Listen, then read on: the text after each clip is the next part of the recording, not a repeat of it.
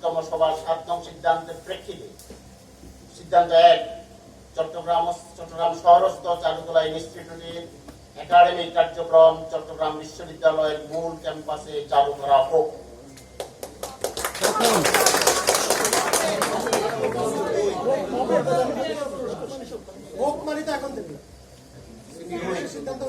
চট্টগ্রাম শহরস্থ চারুকলা ইনস্টিটিউটের বর্তমান স্থাপনা সমূহ আর্কাইভ, আর্ট গ্যালারি, চারুকলার প্রদর্শনী, ব্যবহারিক ল্যাব ও ছাত্রাবাসের কাজে ব্যবহার করা হোক।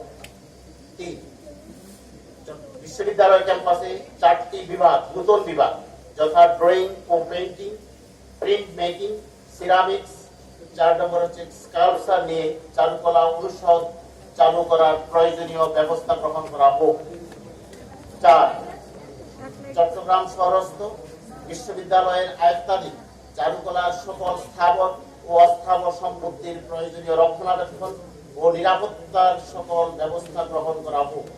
5 চারুকলা ইনস্টিটিউটের সম্পত্তি দখল, বেদখল বা বিশ্ববিদ্যালয় হাতছাড়া করার বিষয়ে সাথে বর্তমানে বিশ্ববিদ্যালয়ের বর্তমান ছাত্র অথবা প্রাক্তন শিক্ষার্থীদের মধ্যে কেউ অথবা অন্য কোনো পক্ষ সম্পৃক্ত থাকলে তাদের বিরুদ্ধে যথাযথ আইনগত ব্যবস্থা নেওয়া হোক।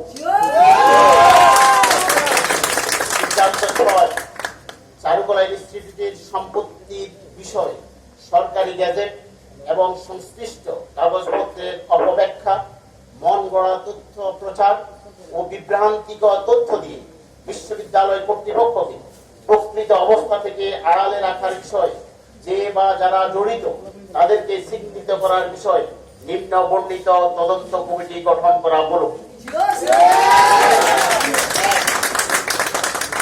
ডক্টর মোহাম্মদ সারুল করিম, ফাইন্যান্স বিভাগ, চট্টগ্রাম বিশ্ববিদ্যালয়ের আহ্বায়ক হিসেবে দায়িত্ব পালন করবেন। প্রফেসর ডক্টর মোহাম্মদ আব্দুল্লাহ মাহমুদ, আইন বিভাগ সদস্য হিসেবে দায়িত্ব পালন করবেন।